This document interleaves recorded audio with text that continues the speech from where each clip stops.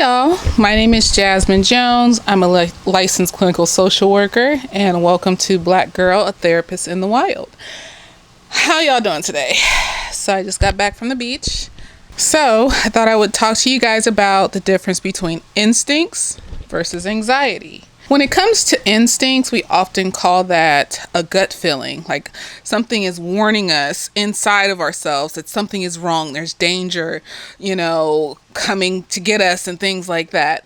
When we think of anxiety, we often think more so of feeling randomly anxious, oftentimes for no reason, always being on, always feeling like there's danger around, or feeling like there's danger around a particular thing or a particular environment or area with no evidence whatsoever for it. So when we think about anxiety and instincts, the two can get meshed together, especially if you have a mental health issue that is under any anxious diagnosis, PTSD, generalized anxiety disorder, panic disorder, where you can feel anxious for just about anything, with PTSD being the more anxiety around things that may remind you of your trauma.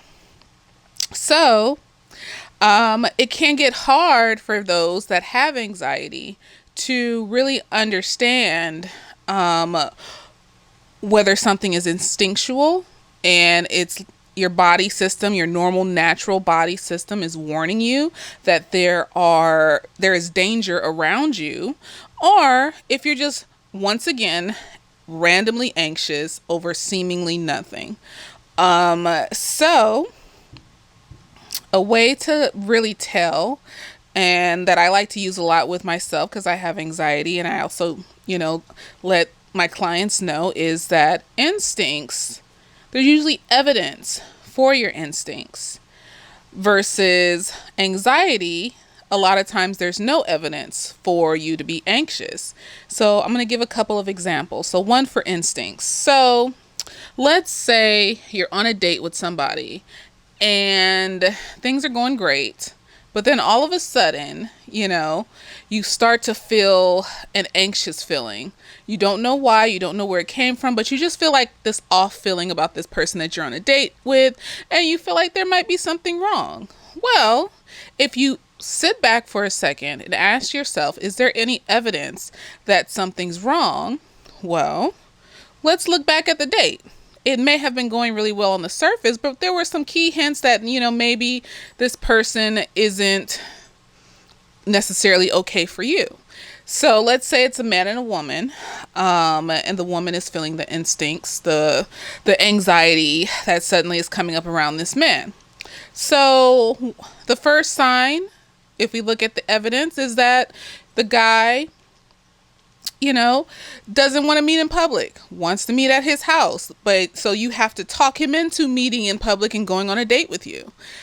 Now, that would be, first evidence number one. The second is maybe, when the guy shows up for the date, he may be overly touchy-feely, and you don't necessarily know this person that well for them to be overly touchy-feely.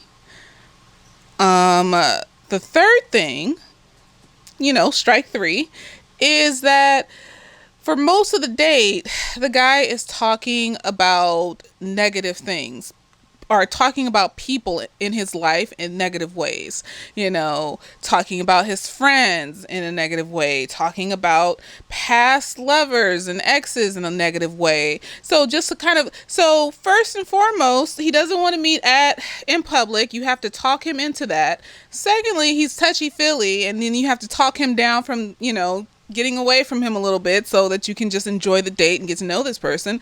And thirdly, he's overly negative. So if you step back and look at that evidence, and a lot of times when you have anxiety, it will blur what's really going on and make you feel like you're overthinking things. But if there's actual evidence for negative behaviors, actual evidence for you to feel a little bit aware and a little bit nervous about the situation, then most likely that's your instincts kicking in, telling you, hey, I'm gonna need to step back from this situation because I'm feeling danger. So basically just looking for the instincts or looking for the evidence that proves that your anxiety is true. Now, are your nervousness is true? Because with instincts, it's more about being nervous. Anxiety is more of an ongoing thing. Instincts is a moment in time where you feel a sense of nervousness about a situation. Anxiety is more of an ongoing symptom that comes and goes randomly for no reason. So let's look at an example for anxiety. When it comes to anxiety, you start to ask yourself, let's look at the evidence. So you're walking. Let's say it's a kid walking into school. The kid has anxiety and the kid's looking around and he notices that somebody is looking at him. And, anxious thoughts start to pop up as well with anxiety. So anxious thoughts, negative thoughts. Oh, they're looking at me. They must not like me. Oh, they're looking at me. They might want to fight me. Oh, they're looking at me. And it starts to spiral. So that's when you take a step back and you ask yourself, what is the evidence to all of these thoughts that are coming into my mind? Well, he hasn't approached me. The kid that's looking at me hasn't approached me. The kid that's looking at me isn't looking at me anymore. He's actually looking around the room. And I don't really know this person, so why would they want to harm me? So looking at the evidence, you can come up with more rational thoughts of maybe this kid was, as they're now doing, looking around the room. Maybe this kid, is looking for a friend. Things that make sense, that have nothing to do with you is usually the right response in these situations, because at the end of the day, in general, you have to think of in general, what would a human being be doing in this situation? So instincts, there's evidence. Guy doesn't want to meet in public. Guy is touchy-feely, overly touchy-feely, and guy is overly negative in his conversation style. Other example, there's no evidence. The kid, you don't know this kid. The kid could be looking around the room like they're doing after the first initial eye contact. They start looking around the room again. So if there is no evidence for your anxious worries, usually it's anxiety. If there is evidence, and be clear with the evidence that you're seeing, because it'll make you uncomfortable. It'll make you uncomfortable as it's happening. And a lot of times, especially if your anxiety is derived from trauma, people will often second guess their instincts and be like, no, this is just my anxiety. This is me overthinking. No, it's not overthinking if there's evidence for it. Okay. It is overthinking if there is no evidence for it, So stop putting yourself in situations that, I don't know why I just did that. I don't know. Don't put yourself in situations that make you instinctually feel uncomfortable, especially when there's evidence for that. Evidence could be, the way somebody is looking at you and the expression on their face seems very angry. Why does their facial expression, why does your tone of voice sound very angry? And be cautious about tone of voice. I like to question beyond just going off of the tone of voice. So, for example, if my friend comes up to me and I ask them how their day's going and they're just like, ugh, I could take that to mean that's towards me. But instead, I'll ask, like, what was that sound about? Or what is that tone of voice about? What's going on? And then they'll probably tell me how their day went, and it probably had nothing to do with me, that sound they made. And that's my anxiety making me, for a split second, think that it was about me. But then because I asked, I got the correct answer that this is nothing to do with me. They had a bad day at work. Okay, that makes sense. So make it make sense, basically, with the evidence that is either there or the lack of evidence that is not there.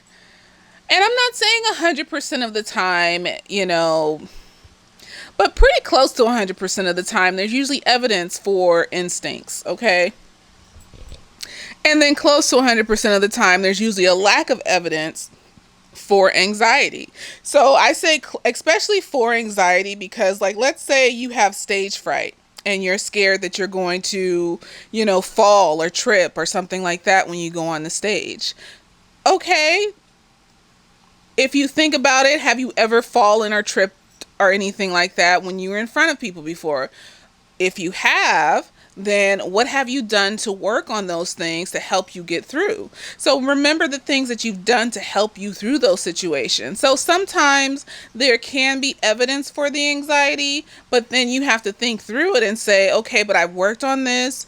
It doesn't have to happen every time. It's usually more of about if you're more in control of the situation, and, if you're more in control and you know that this anxious thing might be coming from something that you could possibly do, then, you're going to find evidence for the worry that you have, or, yeah. So if it comes from you mainly, you're going to find evidence for it. I'm trying to think, is there any other scenario? Because I don't like to say things are 100% because, stuff happens and there's outliers. There's things that are outside of the norm that happen occasionally. So, yeah, but pretty much instincts have evidence. Anxiety usually has no evidence. And that is the difference between instincts and anxiety. So that's it for today. I still have this microphone. Yes, indeed I do, because I haven't ordered a battery for my lavalier off of Amazon. And so we're just going to be with this for a second because I haven't done it. I've ordered everything else off of Amazon, but it's not the battery. So, but yeah, I hope you all have a great Memorial Day weekend. I have tomorrow off from work, so I'm excited about being able to sleep in. I mean, that's all I can really be excited about because the world is still the way it is. But yeah, I hope as you go in life and learn more about yourself, you learn more about what is instincts and what is anxiety, and never second guess your instincts because that can often put you in dangerous situations with people that notice your vulnerability of blowing things over and being in denial about things, and will take advantage of that. And that's sick and sad and gross, and so that's why it's important. It's on us to make sure that we listen to our instincts when it's happening, when we feel uncomfortable, when we're seeing things that are happening in front of us that we know are making us uncomfortable. Listen and adhere to that evidence that you're seeing, and if you need to leave the situation, leave the situation. So yeah, that's it for today. I hope you had, like I said, I want to say it again. Hope you had a great Memorial Day weekend, and later days.